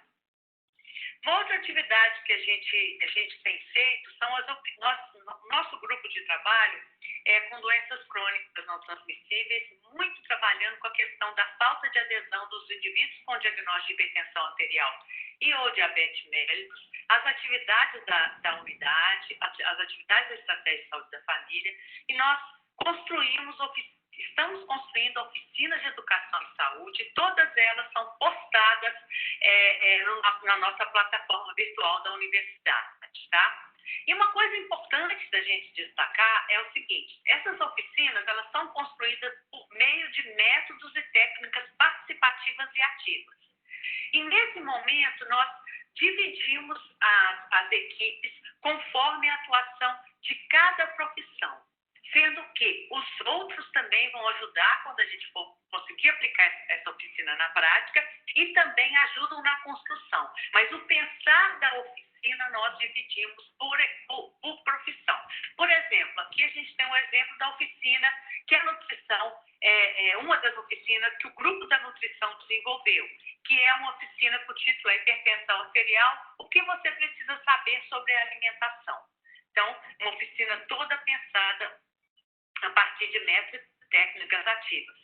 Também o grupo da educação física, ele também montou algumas oficinas, e aqui a gente tem um exemplo da oficina como atividade física auxilia o tratamento da hipertensão arterial e ou diabetes mellitus. Como que a gente faz? Os grupos, eles reúnem, tá, de forma assíncrona e síncrona entre eles, mas assíncrona para o grupo todo, trabalham a oficina, mandam para mim, manda para outra professora, a gente corrige, dá as ideias, eles readaptam e aí a gente apresenta numa web oficina. Apresentando nessa web oficina, todos os outros profissionais profissionais, alunos, preceptores contribuem e a gente fecha essa oficina. E nós montamos um grupo da enfermagem da medicina e o objetivo deles é trabalhar as questões clínicas, né? E, por exemplo, essa oficina aí, hipertensão arterial sistêmica, como viver bem com essa doença. E a gente desenvolve essas oficinas da mesma forma. Uma outra atividade foi, a gente de vez em quando, a gente acha importante participar de lives, webinários, congressos virtuais, e às vezes todo mundo participa do mesmo, às vezes conforme a disponibilidade, o interesse, cada um participa de um, mas sempre com produções de síntese e registros no ambiente virtual, além da gente depois fazer reuniões e comentar e discutir sobre o que nós aprendemos com esses webinários, com essas lives. Uma outra live que foi muito importante, nosso grupo teve um momento que a gente as pessoas estavam muito ansiosos, improdutivos, cansados, tristes. E aí a gente resolveu convidar, né, uma psicóloga, a Yasmin, e ela fez uma live, só que a gente fez essa live aberta ao público, tá? E foi muito interessante porque nós discutimos, né, questões do dia a dia. Nós tivemos 55 participantes nos cursos de enfermagem, medicina, nutrição, educação física, psicologia, farmácia, engenharia, administração, química, pedagogia, de várias instituições, o FOP, o FJF, o SD, etc. Foi uma experiência muito bacana também, tá? Também aproveitando que nós fazemos parte do grupo de desenvolvimento docente da OPAS, nós temos desenvolvido algumas atividades conjuntamente. Aí a gente tem um exemplo, tá, do estudo sobre as teorias educacionais e estratégias avaliativas. Quais os métodos que nós usamos? Mapas conceituais e aprendizagem baseada em filmes. Como a gente fez? Então, nós trabalhamos sempre na lógica do método ativo, que é, primeiro, o indivíduo, ele aproxima individualmente, com a sua história de vida, com as suas questões, ele vai na literatura, ele estuda e ele produz um material. Isso de forma assíncrona, tá? Cada um estuda o material, assiste o filme, constrói uma síntese, elenca os conceitos-chave. Depois, a gente vem de forma síncrona, tá? E por meio da web reunião, cada um relata o seu processo de trabalho e apresenta a sua síntese e seu conceito-chave. Nós discutimos e elencamos conceitos-chave coletivamente e por consenso. A partir daí, em pequenos grupos de forma síncrona, a gente construiu um mapa conceitual coletivamente, exercitando assim a aprendizagem colaborativa utilizando o CEMAP e TUDS. Então, esse mapa conceitual, ele é uma construção coletiva, porque todo mundo estudou o material, foi disponibilizado para estudar, fez a síntese, publicou no ambiente virtual, elencou os conceitos-chave, depois nós reunimos coletivamente, cada um apresentou o seu processo de trabalho e o seu estudo, nós elencamos os conceitos-chave coletivamente e construímos um mapa conceitual. Depois, esse trabalho foi um trabalho maravilhoso, tá? Que foi das compreensões sobre a avaliação que orienta nossas práticas pedagógicas no contexto do PET Saúde. E a atividade foi uma atividade plástica expressiva e compartilhada, que seria a construção de uma mandala. A mandala, o significado dela é o quê? Um círculo em palavras santas que concentra energia. Uma mandala é um símbolo de integração e harmonia.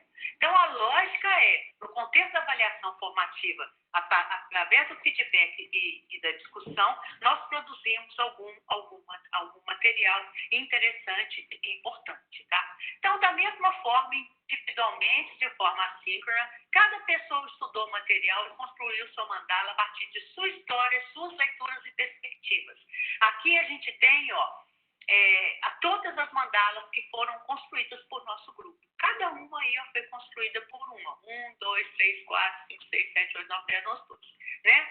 Todas as mandalas aqui com formas diferentes, olha que bonitas. Muito interessante, foi um trabalho lindíssimo. Tá? E depois, nós também reunimos com o nosso web reunião de forma síncrona, cada um relatou seu processo de trabalho, apresentou a sua mandala, tá? E aí a gente tem, né, as fotos das reuniões, e nós fizemos em pequenos grupos de forma síncrona, nós construímos coletivamente, de forma colaborativa, uma mandala única, que é essa mandala linda, maravilhosa, que representasse a concepção da equipe. E é muito importante a gente destacar o seguinte, que quanto mais a gente variar os nossos métodos, as nossas técnicas, mais a gente vai propiciar que cada um dos nossos estudantes e preceptores, eles exercitem os seus talentos. Então aqui, por exemplo, a gente teve uma estudante que ela se revelou, nem ela sabia que ela era tão capaz, tão artista assim. Construiu essa mandala, que essa mandala incorporou todas as outras mandalas. Foi um trabalho muito bonito, tá? Para a gente fechar, o que dizem os petianos, né? O que dizem os estudantes? Olha, quando começamos com as atividades virtuais, eu tive dificuldade, pois o PET está baseado no ensino de serviço comunidade. Daí não fazia muito sentido na minha cabeça. E foi então que descobri a importância do aprofundamento teórico e da ampliação de possibilidades de abordagem do ensino interprofissional, contribuindo para o crescimento pessoal e também da equipe. A união da equipe é uma fortaleza que nos ajuda a superar as dificuldades. Um outro depoimento. Nesse período do Covid-19, muitos desafios foram enfrentados. Dentre as fragilidades que eu vivenciei, eu tive baixa produtividade, dificuldades de concentração para realizar as atividades semanais. Tive que me reprogramar. A minha rotina. Uma fortaleza foi a força de vontade e a cooperação dos nossos colegas, entre os colegas. Um outro depoimento. Com o tempo, eu fui adquirindo confiança nos encontros, nas web reuniões, possibilitando a troca e o ganho de novos conhecimentos, além de minha própria segurança em me comunicar. Tenho melhorado minhas habilidades de comunicação. E o último depoimento, os alunos, a improdutividade estava me atrapalhando bastante a desenvolver uma rotina nesse momento. As trocas que temos feito nas nossas web reuniões me ajudou a superar essa dificuldade. O trabalho em equipe do PET me faz ver o quão importante é nosso trabalho, principalmente no cenário atual que estamos vivendo. Agora, dos preceptores e docentes. Apesar dos pesares ocasionados pelo Covid, nossa equipe PET se fortaleceu nas web reuniões. Praticamos a resiliência, coragem e força, e eu estou aplicando nos atendimentos que faço aos pacientes da estratégia de saúde da família o que tenho aprendido nas oficinas de educação e saúde que estamos construindo e já estou obtendo bons resultados. Quer dizer, os nossos preceptores que estão na estratégia de saúde da família, eles estão aplicando tudo aquilo que a gente está desenvolvendo e estudando. No início da pandemia, foi muito difícil pensar como poderíamos continuar nossas atividades. Mas, pouco a pouco, a equipe se fortaleceu, ampliando a empatia, acolhendo as demandas e compartilhando as suas angústias e aprendizagens. Juntos, conseguimos nos reorganizar e reinventar outras formas de trabalho. Estamos construindo os pilares para ações futuras. Olha que bacana isso. E, por último, durante esse período de isolamento, minha maior dificuldade foi me adaptar às novas formas de aprendizagem e manter o mesmo ritmo de produtividade. Através do diálogo com o nosso grupo do PET, encontrei apoio e compreensão. Identifico nossa equipe do PET como uma importante fortaleza para nos ajudar a superar esse período. Afinal, não estamos sozinhos. E aí, eu fecho aqui com essa fala do Gastão, que eu acho que é muito importante. Ele falou isso quando começou o desmantelamento do SUS. E ele coloca, a esperança somos nós. E eu acho que é isso que a gente tem que pensar, a esperança somos nós. Eu coloquei lá na frente, né? Qual que é a nossa bandeira, né? A nossa bandeira, o nosso lado é o lado do SUS. E o Mariano Suassuna, né? Uma pessoa linda, maravilhosa.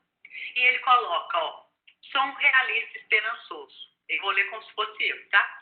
Sou uma mulher da esperança. Sei que é para um futuro muito longínquo. Sonho o dia em que o sol de Deus vai espalhar justiça pelo mundo. Eu acho que essa, gente, é uma das nossas virtudes e da nossa obrigação como profissional de saúde petiano. Zelar pela justiça no mundo. E sermos também esperançosos, gente, porque eu acho que é muito importante a gente ter esperança e fazer a nossa parte dentro desse contexto, tá? É isso que eu tinha que falar para vocês, queria agradecer de novo, muito obrigada, agora eu estou aberta aí a perguntas, tá? Obrigado, professora, pela sua fala tão boa, que também traz ideias, e aí, trazendo a experiência do PET da UFV, então, é uma dupla foi uma escolha muito feliz, né? E a gente agradece. Eu queria destacar, até justificar, que a professora Rosângela está com problema no microfone e ela está falando pelo meu celular. Por isso que eu precisei deixar o meu áudio ligado, né? Então, até para deixar claro que as pessoas estavam aqui reclamando um pouco das interferências, mas em razão disso foi a forma que a gente encontrou aqui para dar certo. Como é, professora? Mas deu para ouvir? Deu para ouvir bem. Tá. Como é que eu saio aqui da apresentação agora? Pode deixar a apresentação, eu vou colocar. Pode. Não, tá. Eu vou colocar aqui, vou trazer aqui, professora, algumas perguntas, e aí quando a senhora for responder, eu ligo aqui o Viva Voz do meu celular, tá certo? Então, professora, só respondendo aqui, nós temos algumas perguntas, e aí, Áureo Santos, do PET Saúde Interprofissionalidade do Sul, peraí, deixa eu só ver. Áureo.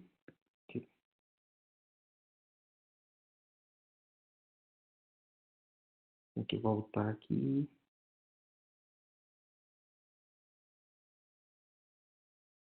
É porque conforme as perguntas vão chegando, aí eu não consigo chegar nas perguntas lá que estão lá atrás. Pessoal, se vocês puderem aguardar um pouquinho enquanto a gente chega lá, porque eu não vou conseguir chegar nas perguntas. Marcelo, você quer que eu faça as perguntas? Fale, professora. Consigo ver o chat? Consegue, não, né? consegue sim, consegue, a senhora consegue. Como que eu aplico? Onde que eu apanho aqui? Peraí, deixa eu ver se eu consigo. José, se você puder copiar e mandar para o meu WhatsApp também, porque enquanto as pessoas mandam, eu não consigo voltar para o que está atrás aqui. A plataforma é um pouco difícil mesmo. Chat aqui. Posso fazer as perguntas, Marcelo, para ela? Conseguiu, professora? Consegui, estou vendo o chat. Quer que eu leia de cima para baixo? Pode ser sim. Apresentação, fico muito feliz, com prazer, escuta. Agradeço a generosidade, gente. Se soubesse o acerto que eu passei aqui para poder conseguir apresentar.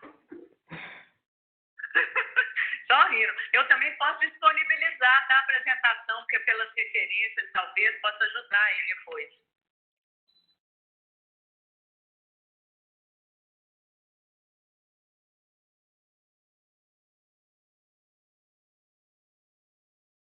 A prática personificada. Aqui, alguém. Vou ler aqui a pergunta aqui, por enquanto, Marcelo, da Érica, tá? Érica Lúcia Vasconcelos, tá?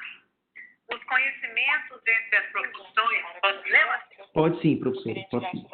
Os conhecimentos entre as profissões são muitos, mas na prática deveriam ser mais unificados. A senhora acredita que o construtivismo do PET está a favorecer a resiliência e a qualificação do SUS?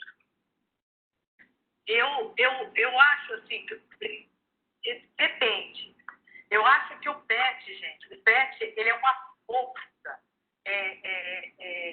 muito importante que a gente tem que preservar a todo custo, porque só quem tem contato, o Marcelo depois pode falar, que sabe a luta que é para você conseguir manter um programa como esse. Porque é um programa que ele vai, assim, numa direção, muitas vezes, contrária à questão do poder, tá? a questão do que está posto aí hoje. E eu acho que o PET, ele permite uma convivência que muitas vezes na não tem entre os diferentes cursos, há uma proximidade de um enfermeiro com um médico, com um nutricionista, os alunos, por exemplo, a própria amizade dos diferentes cursos da área da saúde. Então, a gente precisa resgatar isso, sem perder as características de cada profissão. Igual, por exemplo, eu quis trazer o exemplo das oficinas. Por quê? Nós dividimos uma forma que a gente encontrou interessante de trabalhar, foi dividir. Nós temos aqui nutrição, enfermagem, medicina e educação física. Então, nós dividimos os grupos, colocamos a educação física com a enfermagem pela própria proximidade. Tivemos o cuidado de colocar estudante com preceptores, o estudante com professor de cada área, e construímos essa oficina. E depois a gente compartilhou, e aí as outras profissões, elas entraram e ajudaram a acrescentar o que era importante sobre o olhar delas. E quando a gente tiver condições de ir para a unidade e aplicar essas oficinas, aí nós vamos fazê-las interprofissionalmente, entendeu? Então, eu acredito, Érica, sim, que acho que é um espaço possível, interessante da gente desenvolver, tá? A Silvia Batista, Silvia, querida, ela coloca: Rosângela, como você e os colegas do projeto PET Saúde e Profissionalidade percebem a função do curso de desenvolvimento docente na educação interprofissional? Olha, no início, a gente estava achando muito difícil de como que a gente ia envolver, desenvolver atividades do curso com o grupo à distância. Mas, pouco a pouco, quando os próprios preceptores e alunos, eles começaram a entender a importância da gente desenvolver aquelas atividades, como que era interessante a gente rever as teorias, por exemplo, do trabalho, as teorias pedagógicas, como que era importante a gente estudar as questões de metodologia ativas, que a gente já vinha praticando. Eu acho que esse curso, o ponto forte foi a mandala, tá? A mandala, para o nosso grupo, ela foi assim E quando os meninos viram que o grupo do PET oficial publicou a nossa mandala, a alegria que eles ficaram, foi maravilhoso. Então, assim, eu acho que o curso, e depois a minha esperança é que a gente possa replicar esse curso na sua totalidade para os outros membros do PET. Então, eu acho que ele tem sido uma fortaleza, e eu valorizo muito os organizadores do curso, porque eu sei o quanto que está sendo difícil manter esse curso, né? E o respeito deles, resgatar as pessoas que não conseguiram acompanhar. Eu acho que esse curso, para mim, é um divisor de águas também. Obrigado. A Silvia quer ouvir sobre o portfólio reflexivo. Vai ser em outro momento, né, Silvia? Porque hoje não dá nada. Professora, tem mais perguntas? Tenho aqui uma de Áureo, né, que eu não consegui ler. A Áureo pergunta se é correto pensar que a lógica interprofissional e colaborativa no âmbito dos espaços de produção clínica e social da saúde ganha densidade quando criamos coletivamente a cultura do tomar parte, fazer parte e ter parte no processo de construção de saberes e práticas. Nossa, que complexo, hein? Vocês não vão saber responder, não, mas eu acho que sim, sabe? Eu gostei muito, eu sugiro vocês lerem esse artigo aí que saiu agora em julho, da Medical Teacher, que ela coloca justamente a importância do currículo sem aula tradicional, sem palestra, que eles chamam. E eu gostei muito quando eles falaram da questão ativo, mas engajado. Eu acho que o espanhol, ele fala muito ele tem uma palavra que ele chama, que seria o grudar, sabe? Então, assim, eu acho que quando você consegue que os profissionais, que os estudantes, eles engajem no projeto, aí eu acho que a coisa vai para frente mesmo, tá? Professora, obrigado. E assim, eu acho que a discussão da educação interprofissional está ganhando, né, espaço exatamente por isso, pela colaboração, porque vai criando uma outra cultura diferente do que nós temos, né? Uma cultura do apoio mútuo, do respeito, da consideração pelo outro. Então, eu acho que quando sair esse texto em que, agora, desse mês, fazendo isso, é mais uma evidência da importância e do chamamento para que a formação em saúde cada vez mais acredite no interprofissional e colaborativo como capaz de desenvolver competências diferenciadas para esse profissional de saúde, né? Então, acho que a pergunta do Áureo é muito boa, porque faz essa provocação, isso. E nesse artigo, Marcelo, eles trabalham, o eixo deles é aprendizagem por pares. Então, eles trazem o PDL, o Peer Restriction, trazem o PDL, eles falam, a questão central é aprendizagem por pares. Eu acho que isso é importante também, tá? Tá. E por que as oficinas que a senhora trouxe, elas não foram feitas na perspectiva interprofissional? Uma pergunta de Maria Figueiredo, e eu vou logo mencionar outra. Qual a estratégia para levar as oficinas às comunidades? Então, nós optamos primeiro porque a gente está nessa situação essa situação aí de não poder encontrar. Então, nós achamos que seria porque o objetivo, nós dividimos assim, pensando na adesão e no tratamento dos indivíduos com hipertensão arterial e ou diabetes mellitus, a questão da nutrição ela é essencial. A questão da atividade física ela é essencial. E a questão também do uso do medicamento, a questão da abordagem clínica também. Então, nós pensamos assim, vamos dividir o nosso grupo em subgrupos, tendo um professor ou preceptor, quer dizer, profissional formado e aluno em cada grupo, tá? E vamos construir desde a perspectiva de cada profissão.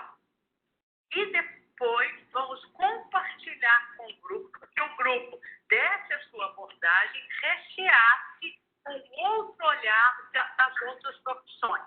Nós achamos que o processo de trabalho ia ser mais rico, achamos que as oficinas elas poderiam ficar mais qualificadas, porque a gente ia trabalhar com as questões específicas de cada área, e tem dado certo, tá? E como que a gente pensa em aplicar? Na realidade, a nossa médica, que por sorte nossa também, ela é médica de família e é endócrino, ela que deu aquele depoimento, que ela, por meio dessas oficinas, ela já mudou a relação dela na atualidade com esse grupo de pacientes e já está vendo resultados na prática. Então, a gente já está conseguindo, de certa forma, atingir a população. E a nossa ideia é, se a gente conseguir voltar para campo antes do PET acabar, a gente vai aplicar essas oficinas. Se não, a gente pensa em fazer uma atividade, um programa de extensão com os meus alunos, incorporar mais alunos que aplicar a oficina, talvez publicar em e-book. E aí a gente está pensando ainda como a gente faria, tá? Obrigado, professora. Temos aqui algumas outras questões. O pessoal está perguntando... A gente pode falar com o Mário também, né? Junto, eu e o Mário. Isso. A gente pode conversar.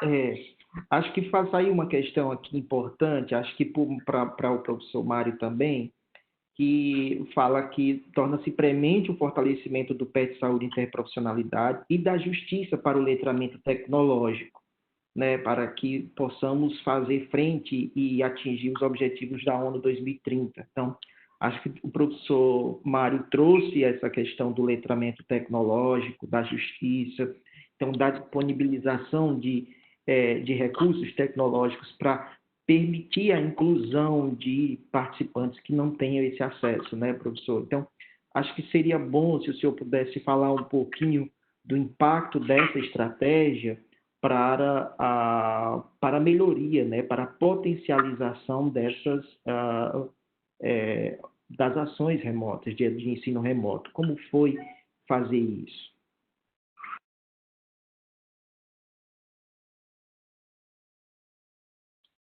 Você me ouve? Sim, professor, sim. Então, Marcelo, eu acho que algumas ações já poderiam ser tomadas agora, né?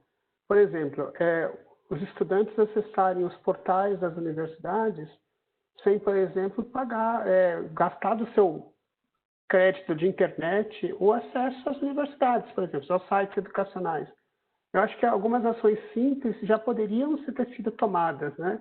Eu acho que o governo deveria pensar no barateamento do acesso a estudantes, no barateamento de acesso a computador, né? A gente não compra um computador hoje por menos de 2, 3 salários mínimos, né? Que é uma coisa muito alta, né? Então, eu acho que a gente tem que pensar mesmo. Mas aí, assim, eu acho que tem que ter uma infraestrutura geral, né? O governo, a universidade, os parceiros da universidade, né? Empresas de telefonia. Eu acho que tudo isso a gente tem que ter. A gente tem que oferecer acesso às pessoas. A gente vê aí, né? Os estudantes da Unifesp, a Unifesp fez um grande trabalho de incluir estudantes e agora esses estudantes não conseguem ser incluídos porque existe uma barreira impressionante na possibilidade deles estudarem. A gente na PUC, mesmo sendo uma universidade privada, alguns estudantes devolveram os computadores que foram emprestados a eles porque eles não tinham local para estudo, não conseguiam estudar, porque a mãe estava fazendo isso, o pai estava fazendo isso, tinham medo que o computador fosse roubado. Então a gente precisa melhorar muito. Eu acho que a gente tem que pensar também nessa infraestrutura que a gente não tem. Obrigado, professor Mário. Acho que quando também tem uma pergunta para a professora, como levar isso à comunidade, seria interessante mencionar que Ana Paula, ela fala que na Federal do Sul da Bahia, eles estão desenvolvendo podcasts educacionais e divulgando nas rádios e bicicletas sonoras nas comunidades. Então, acho que essa já é uma coisa interessante.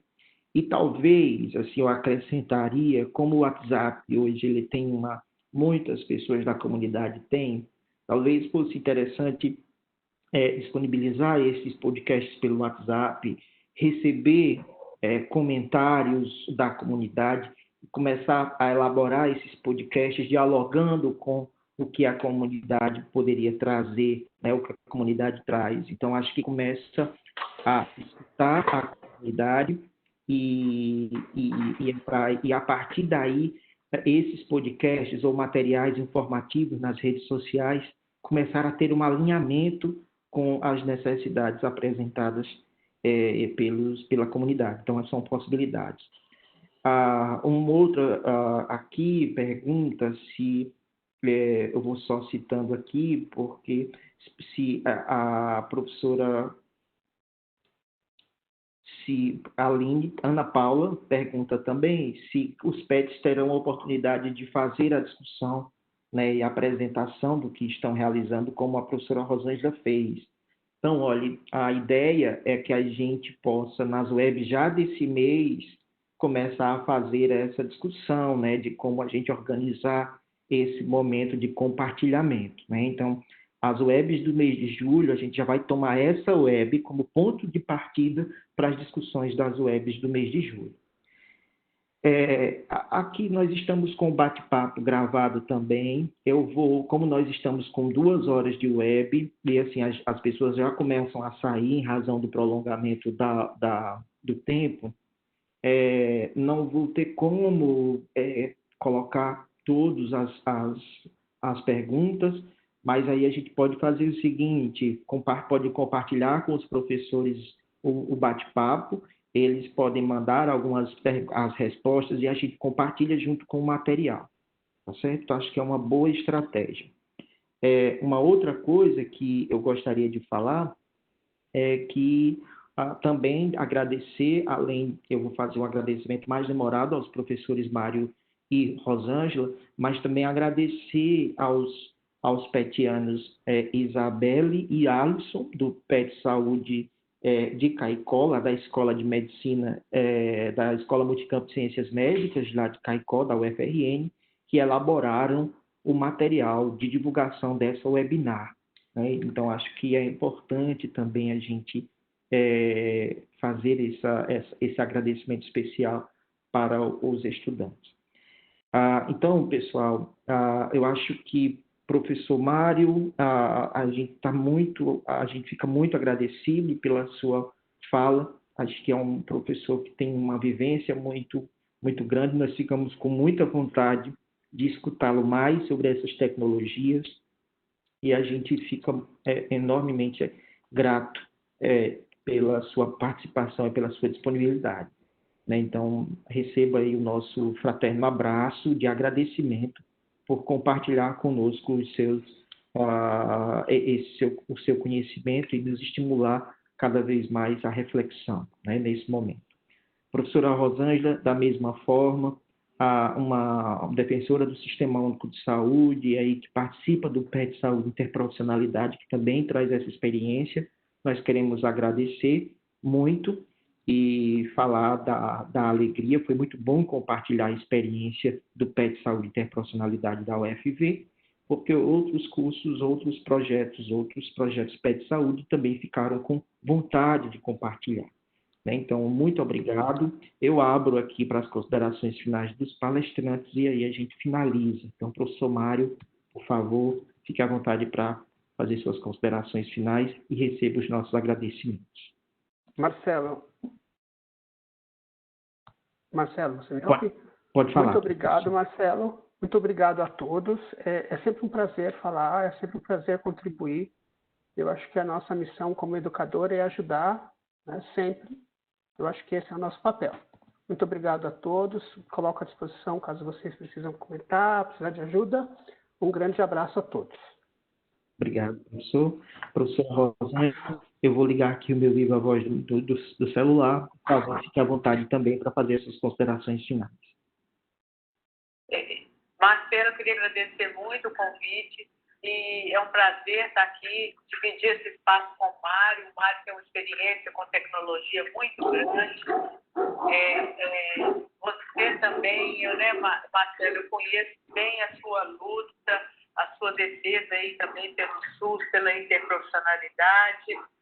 E queria agradecer muito a mim, ao José, aí, por ter me ajudado também, para a gente conseguir resolver esse problema de certa forma, apresentar.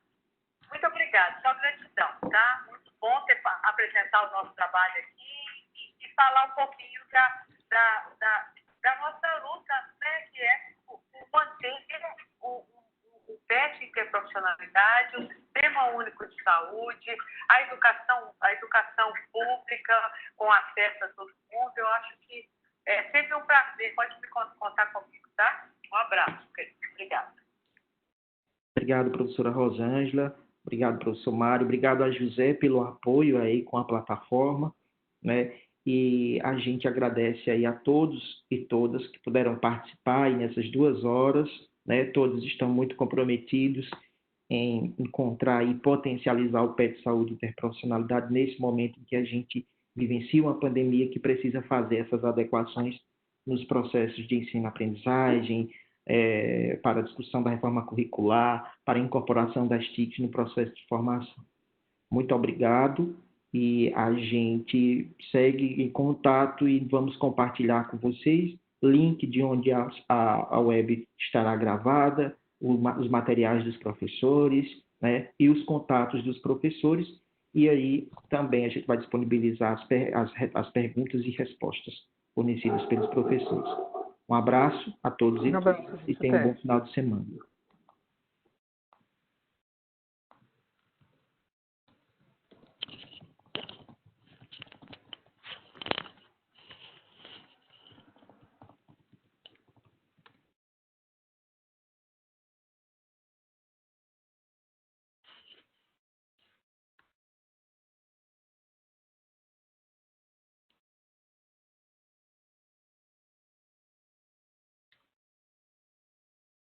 Trabalhando